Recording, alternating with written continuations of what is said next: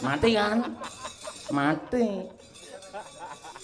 Kowe engko lek mati ning alam barzah. Ngapa kok diarani alam barzah? Mergo alame bar pecah.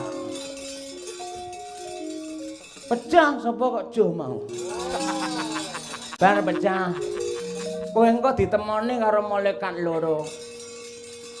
Nganti ditakoni, "Sapa pangeranmu?" Lek mun jawab kok pangeran Diponegara. Kepruk ndasmu. Sapa imammu lek ku jawab kok nganti imam tidur. Bagong Marianto. Mari tegese wis tobat tenan, anto ki wedokan tegese seranate gandeng wedokan lho. Wis delawanan tekan dindi to, delawanan tekan dindi to. Wong areng ki langganan malah omongane tekan dindi ora. Lho, kula niku ngaturaken miting klapa sak lugunipun lho. Kula niku sore niki medal ngeten niku mboten saking karep kula, ning kula menika nampi aspirasinipun para kawula dase. Dipun pundhut supaya nggih dagelan Bagong sore kudu ndang metu. Sing njaluk sapa? Dipun pandhegani kalian mak-mak mriki purun mboten purun sore Bagong kudu metu, ngoten. Ngoten niku, merga mak-mak mriki niku klangenane yen wis Bagong metu. Duka mboten mriki duka nggen kula napa pripun. Mak-mak anggere wis metu mesti suweneng lho gumun aku. Yo aja tekan ndi anggen purun bukan. Nggih, ngoten lho, nuwun sewu. Nggih, wilujeng niskala anggen kula sowan wonten ngarsa paduka sinuwun Prabu Duryudana, mboten langkung kula ngaturaken sembah pangabekti kunjuk sahandap pepada paduka Sri Duryudana. Ya, ndak tampa gawe bombonging rasa, ora liwat pangestu kumara gage tampanana. Nggih, Gurawala nanggen kula mundhit tinampi tangan kula kalih mugi andadosaken jimating gesang kula. Bagong diprayogane anggen mlungguh. Bagong. Nggih, sinuwun Prabu Mandura, Prabu Baladewa. Pangraos mboten kirang sekeca anggen kula sowan bekti kula katur sinuwun. Ya, ndak tampa gawe bombonging rasa. Weh, nadalah Bagong, padha winantu Basuki anggenmu teka Bagong. Nggih, sinten niki? Pendhita Durna. Oh nggih, Penemban Durna. Wilujeng niskala nering sambikala anggen kula sowan wonten mriki bekti kula kunjuk dumateng ngarsa paduka Penemban Durna Sang Guru Minulya. Ya ndak tampa gawe bombonging rasa. Ora liwat dagelan Bagong aku Patih Sengkuni uga ngaturake pambagi diprayogakne anggenmu lungguh Bagong. Patih niku seng sampun kula tampi dawah sami-sami. Sehat nggih? Iya, pangestumu aku sehat. Alhamdulillah ngatasi sampai dongamu mbok sing apik to, Geng. Dongake aku panjang umur, murah rezeki apa piye ngono kok malah didongake sengkake patiku. Lho, sing jenenge wong urip ning ndi parane Patih Sengkuni? Sedaya niku mung antri mati ngentosi timbalane Gusti yen tinimbalan sewanci-wanci sampun ngantos balenjani. Lah sok yen wis ngadhep ana ngarsane pangeran, nuwun sewu bakal mempertanggungjawabkan piye nalika urip ana donya yen tumindake apik cadangane swarga, yen tumindake ala cadangane neraka jahanam niku genah niku jelas. Ngono. Lah, aja kok mati ketemu karo pangeran utawa ketemu karo sing jenenge malaikat. Wong apik utawa ala engko nalika dhek iki mati tenan njur dikubur niku tangga teparuhi ketok lek seneng apa ora. Tegese piye kuwi?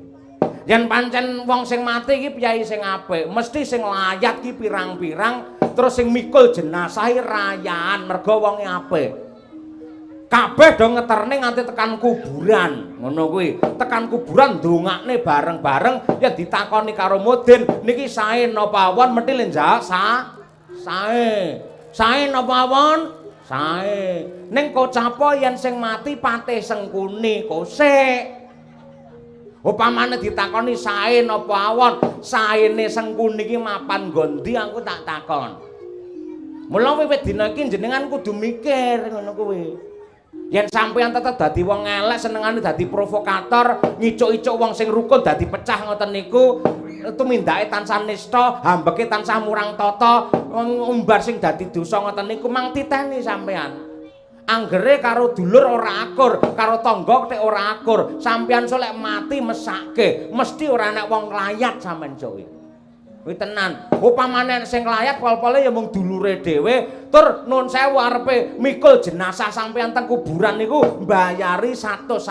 Wong papat dadine 400. Terus saka omah sampeyan ploso jenar nganti tekan kuburan niku diplayokke sak banter-bantere mongko ndase ning mburi. Wis Gong. Lho kula ngelekke kalih jenengan niku saestu wonten niku. Lah dalah tekan kuburan bledeke teka gluduk-gluduk iki arep udan. Lek nganti didongani dirukti apa mesine ndak kesuwen selak udanan, akhire mayit sampeyan kon dhuwur diuncalne. Holobes kontol baris bruak tekan ngisor diuruk, bar kuwi terus ora didongani tinggal minggat, mongko ndak sampeyan teng kidul.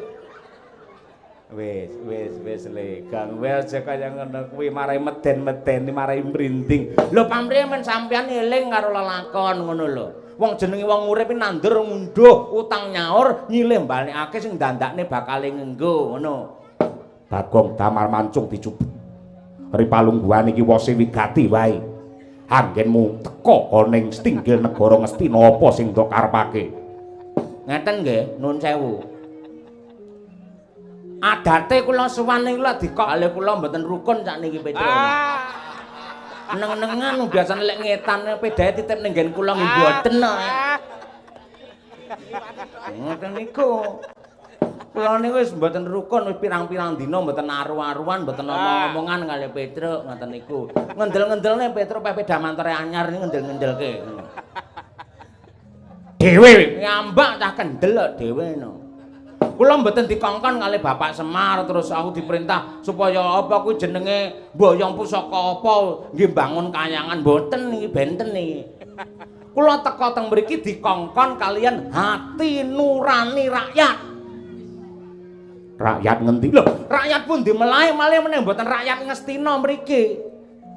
Kathah tiyang Ngastina niki sing sami dugi teng griya kula Cepotrejo, sami nangis, sami sambat, sami prihatin. Pripun to Ki Lurah Bagong Maryanto?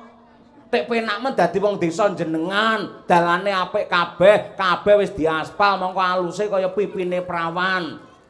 Ngoten niku. Pembangunan saya maju ing atase desa wae digekne alun-alun Adyanto Mini.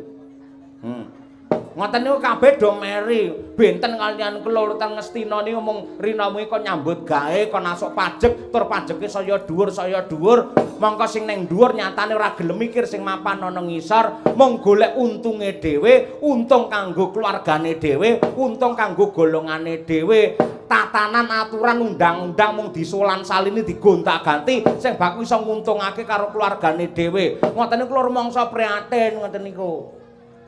Mbok sampean Ki Bagong kapan ngoten mangsuwan teng kraton negari Ngastina wonten ngarsanipun sinuwun Prabu Duryudana supaya ngemutaken dumateng Prabu Jaka Pitana supaya gelem ngayomi lan mikir karo wong cilik.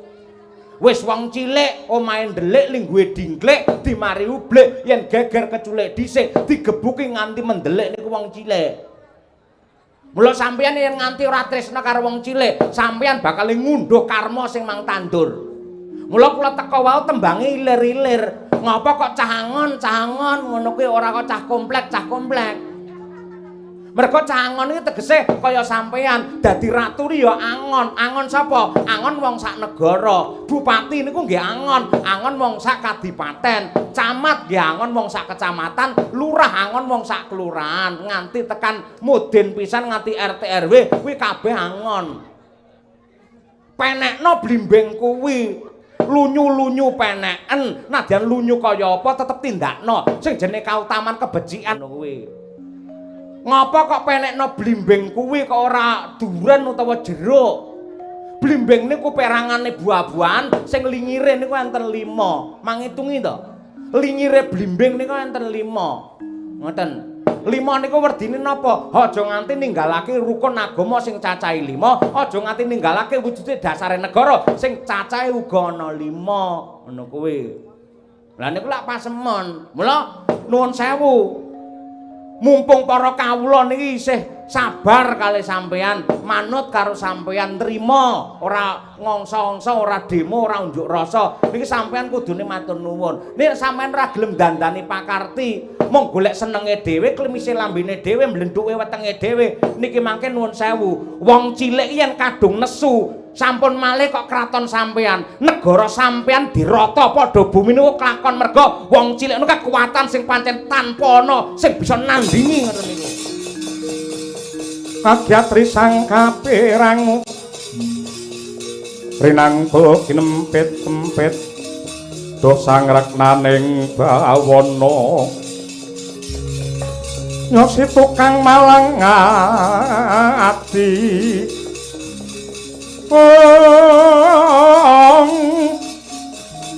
nyosi tukang sing bias nyosi tukang kudu kering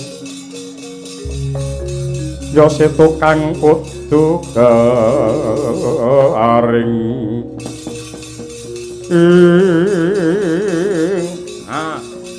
mboten kok nama kula meniki mulang kula mejang tawa kula keminteri babar pisan mboten.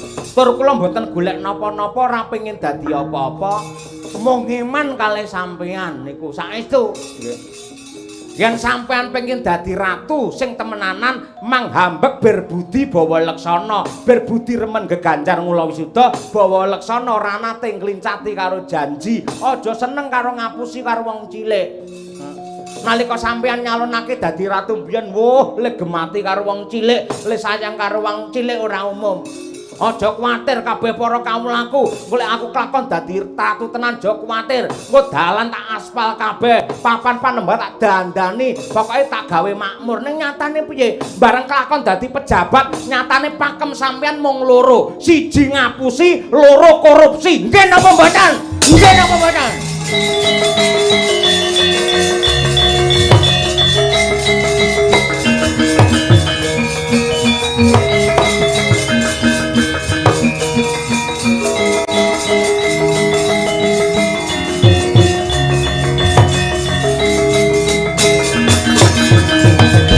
Rodo mentap lerke netap dukaya sinepe jojo bang mawingo wingo angis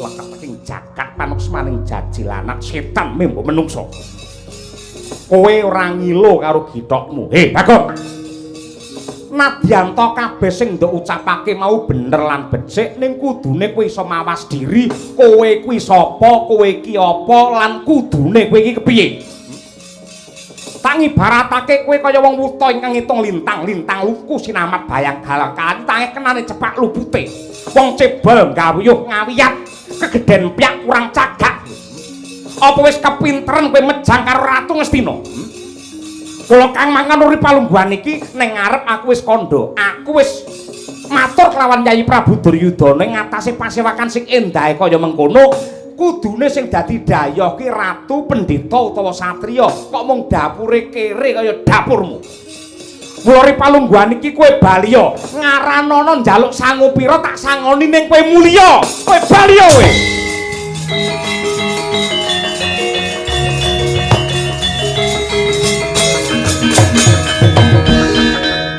Saya itu tidak suka kalau apa-apa pasti diukur dengan uangnya paling tidak suka. Apa-apa diukur ngangge duit aku paling ra seneng model ngono kuwi. Lek apa-apa diukur ngangge duit, bengi iki aku sak rombongan tangeh kelakon teko ning kene iki ngerti ora? Iki hitungane dudu duit ning dulur. Iki hitungane dulur. Lah kowe apa-apa mesti ngangge dhuwit, menyelesaikan masalah solusine dhuwit. Nadyan to kowe dhuwit jane apik. DUIT, doa usaha iman karo takwa. Niki magepokan karo materi mengko dhisik, Mas. Mengko dhisik. Ngene iki aku sing ra seneng. Pilihan apa-apa ngangge dhuwit. Wong cilik dituku ngangge dhuwit. Sampeyan nuku suarane wong cilik ngangge dhuwit niku padha karo merendahkan derajate masyarakat jenengan dhewe ngoten niku. Nggih napa mboten Mama? malah turu ora. Ngono kuwi. Sampeyan maido kali kula, Gong kowe mulya, kowe ora patut nang kene, kudune tamune iki ratu pendhita utawa apa mau? Satriya. Lah iya satriya, dagelan kere kaya Bagong ra pantes. Nuwun sewu. Nuwun sewu nggih. Sampeyan pancen ratu, duwe derajat pangkat. Aku pancen kawula. Ning sampeyan kudu eling, tangeh lamun sampeyan kabeh iso dadi pejabat, sampeyan kabeh iso dadi ratu yen mboten enten rakyat sing nyoplane kabeh do renek. Kawulen kabeh doran nyengkuyung, sampeyan dadi ratu ning endi? Sampeyan perintah kula lunga keng mriki. Nuwun sewu, sampeyan tem mriki dadi dayoh apa sing di omah? Ya aku dayoh. Lah nggih niku lak padha kali kula. Lagi iki nek critane dayoh kok nundung dayoh iki pripun jenengan? Niku salah fatal ngoten niku sampeyan niku.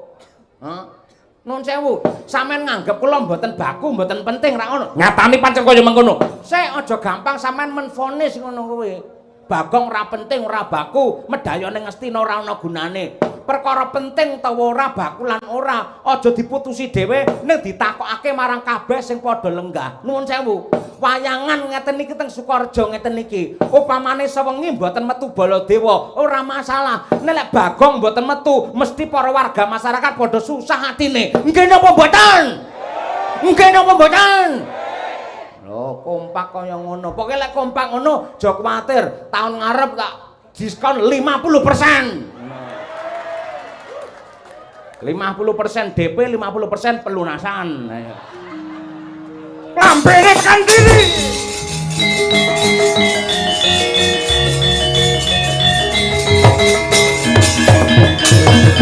Pripalungguhan iki ora perlu kowe kakehan gunung sing tanpa guna. Juweh nrewete ucapmu.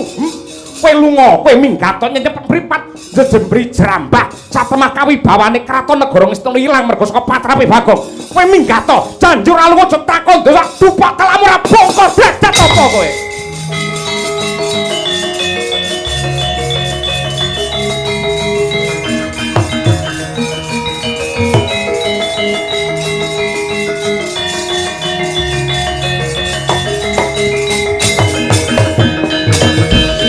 Kaya bledhek 1000 pangandikane Nata Agung Mandura. Mangkono Ki Lurah Bagong Maryanto namung kendelan kewala. Malah kawis tinggal andeprok mripate den tutupi.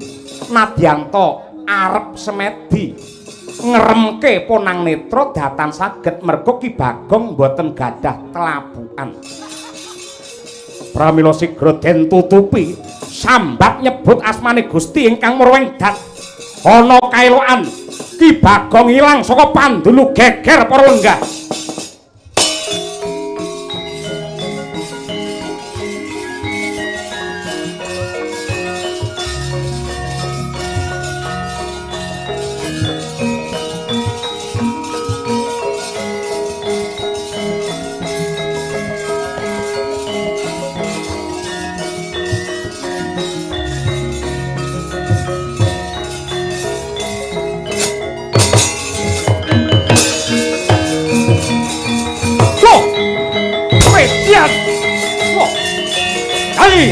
Bagong malah hical wangi lho. Wah.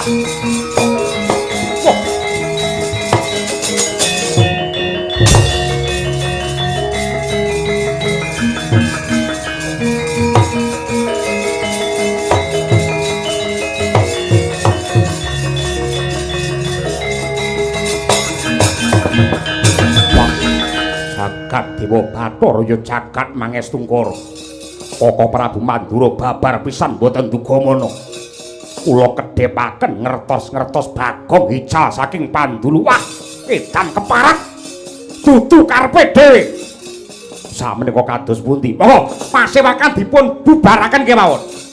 Ngopyak ana ndi papan dununge Bagong. Dereng marem rasing manah kula mendhereng ngajar dhumateng Panakawan kula wau. Diopyak goleki.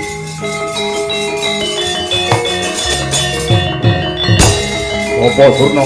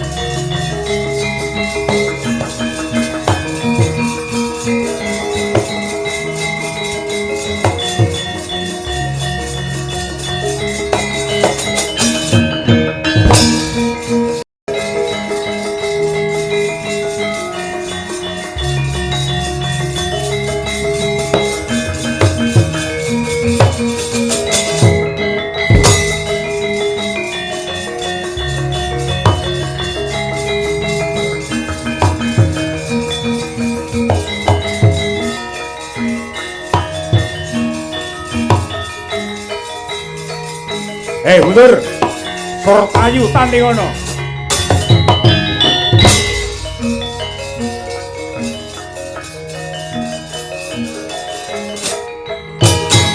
Ayo. Suramrata, Jayamrata gerbuten aku. Sayuta mara saketi wuri. Ampyan kaya wong jala, rebutan kaya menjangan mati. Ora bakal gigrek wuluku salomba. Maju para ngarsa, klakon mati dening kowe aku.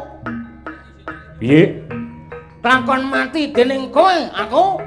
Walik. Mati dening aku kowe. Pancen tak walik.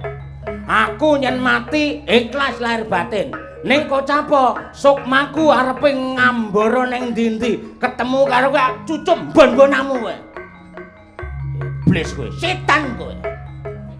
Tikus kowe, asu kowe. Sumbar. Dian. Hop hop. Hop hop. Usah. Wit pak loak. Yuat. Witian tenan. Wet. Hot. Ngat. Lo. Hat. Hop. Yeah. Nyo. Hey. Hey. Oh.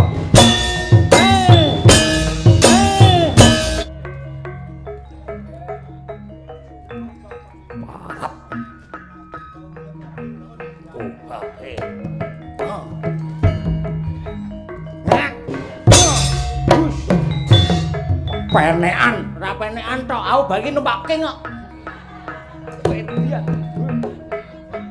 Lho. Hat. Wei. Wat. Ayo maju. Preman dong jeruk dijarak ora. Keprok mimbar ndasmu.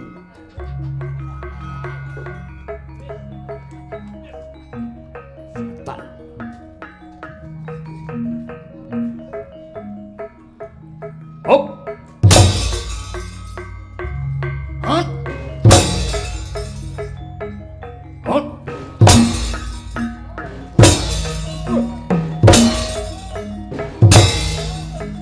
Hai.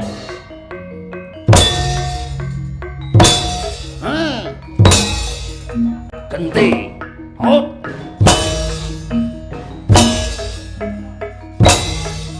Genti.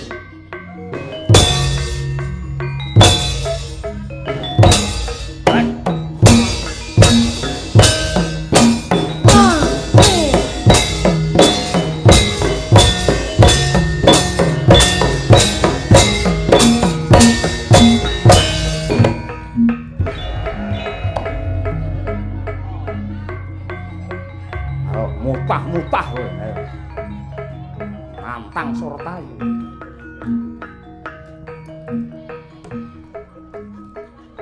Kasang. Sampluk girkingku modar kowe.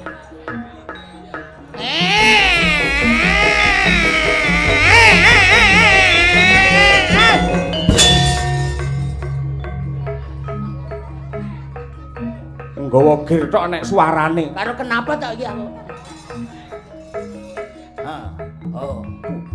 Bus. Bos.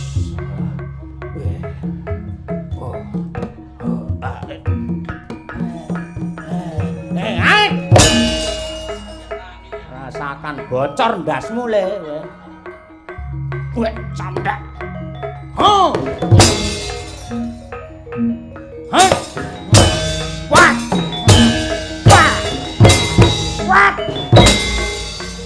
Sawangan. Bukan sulap, bukan sihir. Tuh, kok ya. Lepas kendali. Sawangan.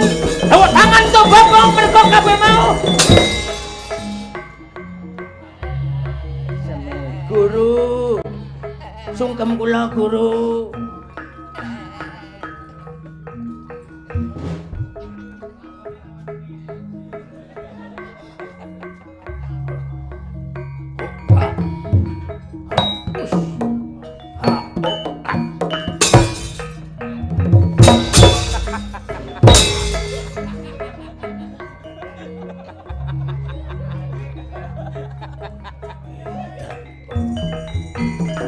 Weh. Menghindar ya. Weh. Weh, ah.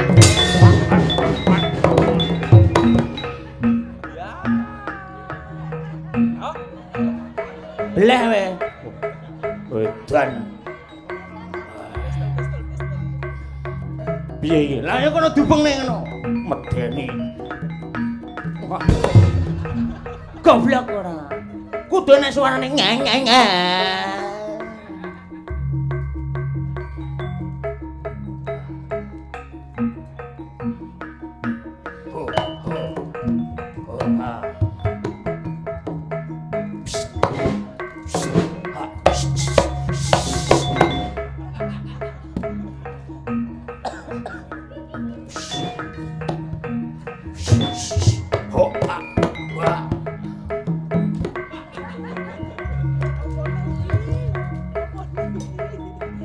Tiarep.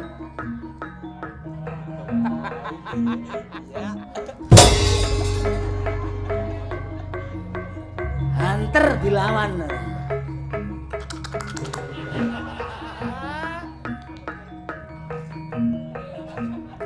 Angkat tangan. Rasudi Mutar.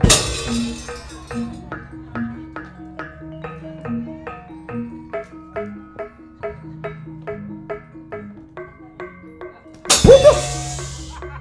Endong.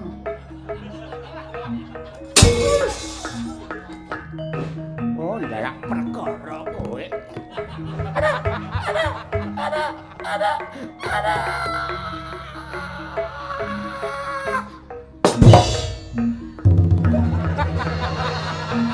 Lambah-lambah gitu ya.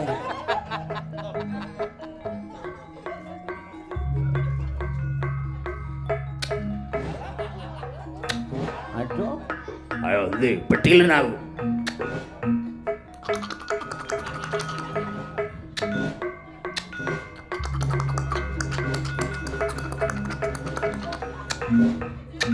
Iya piye to?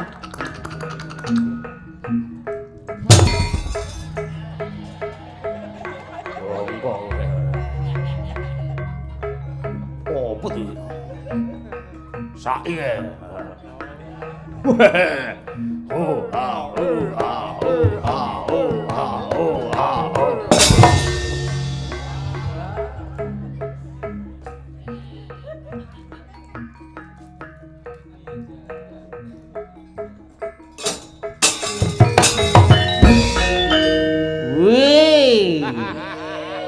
Bagong iki. Wah iki rada angel bedakne warnane iki. Petok ya karo iki ya gedhe. Bagong kowe. Lah padha ta? Durma Gati. Iya. Puru gage tadi aku. Bagong ubu. Bagong ubu. Padha. Lah ngene iki lho sing angel ngene iki. Mula Pak Seno kae viral tenan, iya angel tenan. Bedake ngene iki angel. Wih. Udah perlu kakian bebangal. Bagong. Oh ngapa? Tinju akhirat nyawa maju apa ora ngerti. Oh, aja kakel omong ngono mesti klarune lho. Oh, it. Oh, it. Oh, it. Oh. Ha. Oh, ha. Yo kono. Oh, ha. It. Ha, it. Oh, ha. It. Yo. Oh, ha. Komplit nek perang Bagong iki. Iso samberan, iso merih, komplit. Ikutan, Pak. Mati kan? Mati. Kowe engko lek mati ning alam barzah. Ngapa kok diarani alam barzah? Mergo alame bar pecah. Pecah sapa kok joh mau? Bar pecah. Kowe engko ditemoni karo malaikat loro. Nganti ditakoni, "Sapa pangeranmu?" Lek mun jawab kok Pangeran Diponegara. Cepruk ndasmu. Sapa imammu lek ku jawab kok nganti imam tidur. Lah cek urip. Dengar sing dadi komando ya.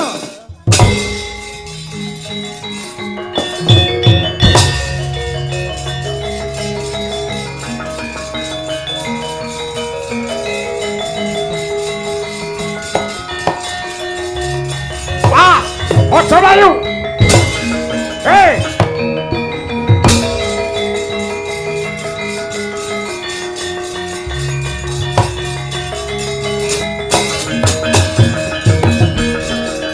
Ojo mlayu. Purwokerto Jembrana. Kir putih ayo. Sayuta mara saketiwe. Ampian kaya wong njaluk rebet menjangan mati. Ora bakal gigrek uluku salombo.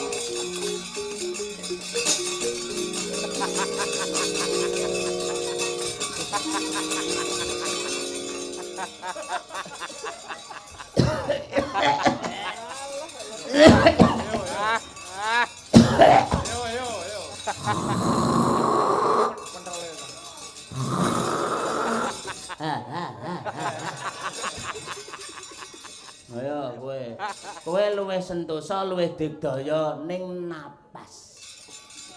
Napasmu kalah yen karo Bagong kowe. Istanawas. Tak cekel tenan. Ngejak lari-lari malam wong.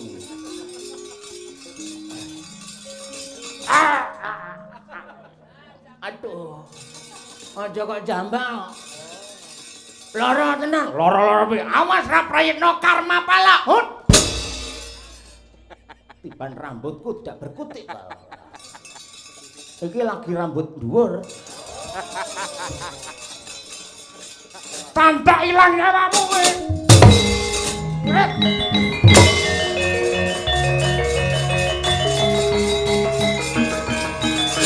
Ya.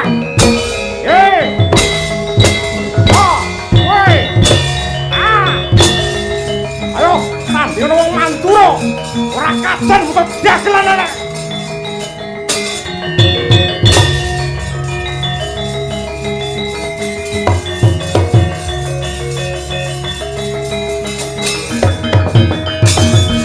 Mawut kang katrajang ing dahana wadya sangkep kaprabon prang kang abramarkata Lah tak tutup-tutupne remuk tenan mudhar aku. Kuwi wae Ratu Mandura durung mesti senjata nenggala. Nenggala tibake diadaku penernggen jantungku. Almarhum aku. Ya. Tujune aku nggo piranti.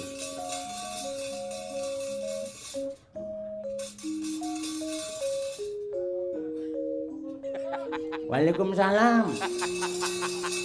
Nggih, Bagong Pangling to. Sinyale buruk kok. Nggih. Nggih Sinuwun Ndarawati. Niki darurat niki Garuda Biru iki. Jenengan mboten mriki mbok menawa sesuk sampean layak kalih kula. Nggih kula Sherlock. Mang mriki tenan lho. Lek ora wae kula mati bapak nesu sampean dicencang kok. Nggih, waalaikumsalam.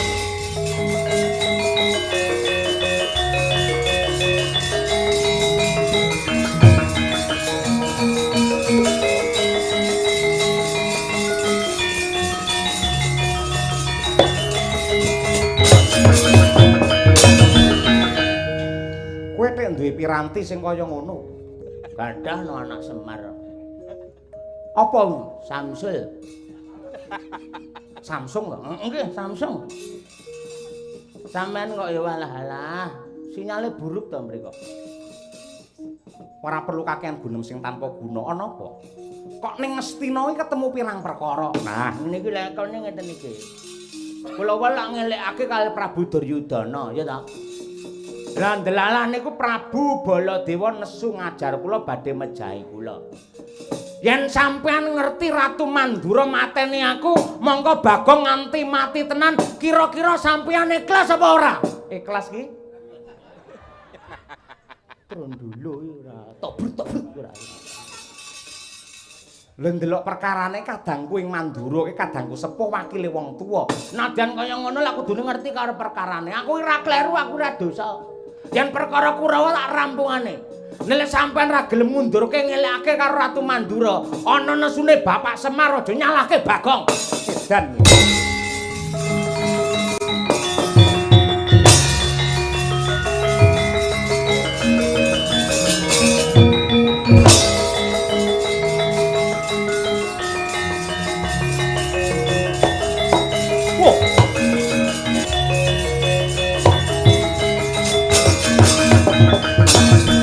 Apala narpa Kresna kantula sanyakra ring Resiwara Jahnawi Suta. Wah ladalah kadangipun Kakang Durawati Yayi Bathara Kresna pek nganti kraya-raya teka ning negara Ngastina ki ana parigawe apa? Nuwun sewu Koko Prabu Mandura. Saged kula wastani menang ora kondang yen kalah malah babar wirang. Bacok-bacok landesan dengkul sing dibacok tugel dengkule katut atas. Nuwun sewu. Bab menapa ing andadosaken mrinaning penggalih paduka Koko Prabu Mandura duweh nrewete ucape ninggal tata krama Bagong angin tuturaning Pendhapagung negara Ngastina nuturi kelawan Duryudana ora tirmu nalar wong dapure Panakawan wong kere wae kok mejang karo ratu mengki riyen pangandikane para pinter nika yen ana wewarah ana piwulang sing dikatekne sapa sing mejang apa isine wejangan. Ya isine wejangan. Lah nggih, tegesipun kedahipun paduka mboten nyawang Bagongipun ning isinipun sae napa awon? Ya pancen apik ngelekke ratu supaya tumindak jujur, hambek bawa laksana. Nah, ngoten niku tegese Bagong salah napa bener? Salah bilang salah, benar bilang benar. Jujur ae. Ngutake ati nurani. Sing tak ucapke karo Duryudana mau bener apa salah? Yen salah pira bijine pira? Yo, jujur ae. Aja ngapusi karo atimu dhewe. Ora enggang jujur aja takon dosa tibani cakra kowe. Cakra sing duwe aku, tak silih. Kleres napa lepat Bagong niku? Ya jane bener. Nah, menawi bener kok badhe mangpejahi, menika mangke menawi Bagong estu pejah, kinten-kinten bapake Bagong nesu napa mboten? Nah, ayahku nesu ora? Hah? Babeku nesu ora? Dediku nesu ora? Monggo lek Semar nek kadung nesu nu uda tergulung. Awake gedhe no. Anune cilik. Apa nek kok manene niku cilik. Bagong leres napa lepat? Ya ben Kyai Semar kinten-kinten kendel menapa makarti. Jawab. Ora iso jawab, takon dosa ora. Wis dikei sok ora iso jawab ora. Ora lulus kowe engko. Ya pancen aku iki mau keberanange runtik satemah bingung nentokake pakarti. Lah mila saderengipun makarti menapa kemawon niku kedadipun penggalih kanthi weninging raos lan ugi ngginakaken kawicaksanan. Menawi Bagong pejah saestu menika mangke Kyai Semar mesti bakal cincing. Sampun malih kok namung Koko Prabu Mandura. Jagat menika menawi dipun gulung kalih Kyai Semar menika kelakon. Kinten-kinten pengen gegeran karo danyange Panagawa.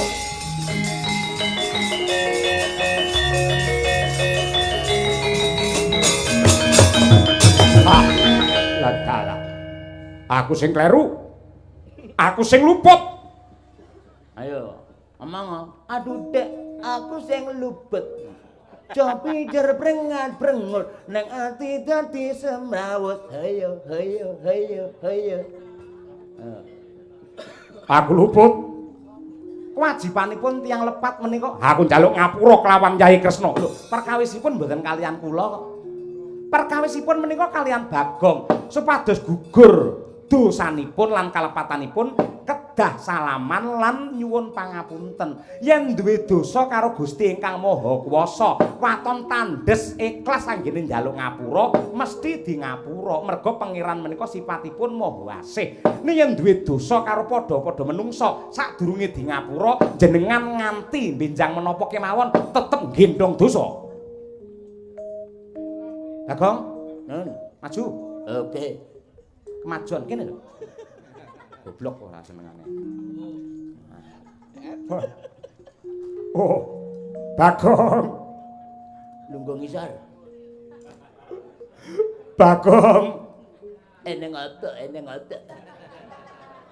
Aku ndodo karo keluputanku, ndodo marang dosaku anggenku. Suwiyah kelawan kowe ngarah karo patimu.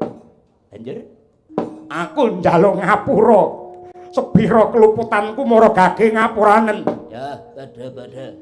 Semono go aku sepira gedene naanku, ya ta. Aku njaluk ngapura karo kowe, ngono. Yo. Salim. Salim cara kene ngangge dhuwit, ora ngangge dhuwit piye ta. Wetan ngenek. 50 ding ya, Moh ora dihapurmu. Ratu tawani 50 ora senengane. ngono kuwi, wis ngono kuwi. Aku Yen kowe nggugu karo Bagong kondur mawon teng Mandura. lah aku metu ket sore. Lho lek metu ya wis ndang adus ndang piye ngono genti liyane. Wis metu nekat Ae anggere musuhe cocok ora senengane. Wis to iki ora senengamu. Leres sing dados aturipun Bagong prayogi kondur kemawon dhateng Mandura. Mangke Bagong badhe kados pundi? Monggo dipun tingali kemawon. Kula kinten dalu menika Bagong ora sak baene.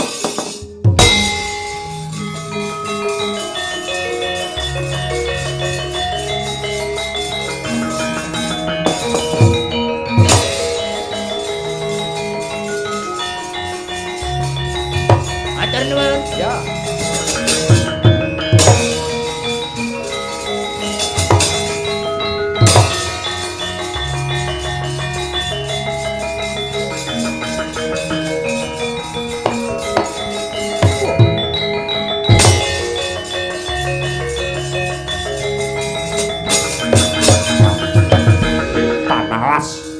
Iblis lanat wong dapure Bagong ura gudha kae goreh rongeh tumrape negara Ngastina.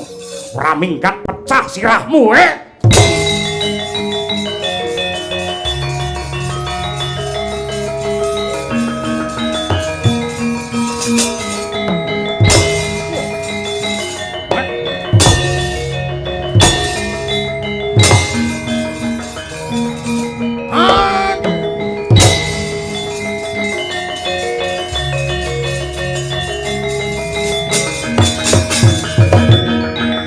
Mandiya ucapku sengkune lumpuh.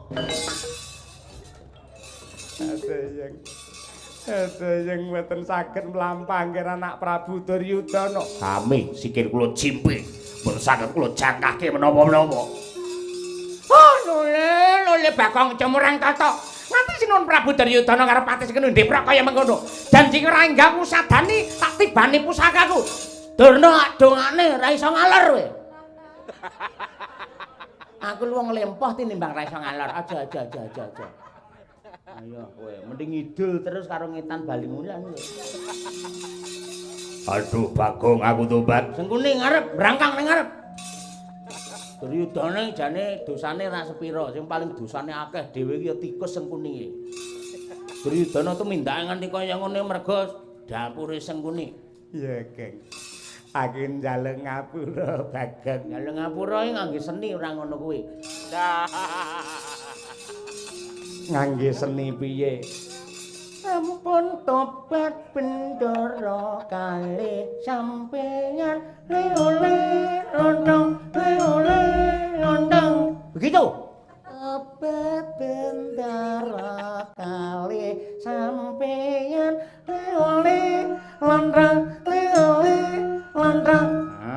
apik ya ngono kuwi terima kasih didurne apa kok iki ampun, ayo Duryudana. Ampun tobat. Cilek. Aku isane gedhe terus. Aja ngono kuwi. Ampun tobat. Ayo cilik. Ampun.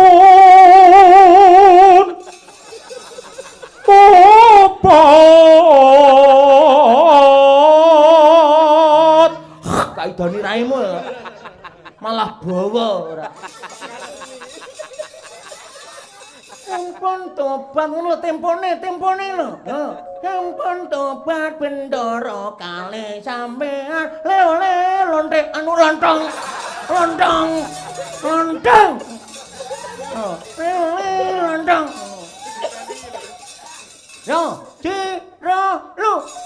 Ampun tobat bendoro kali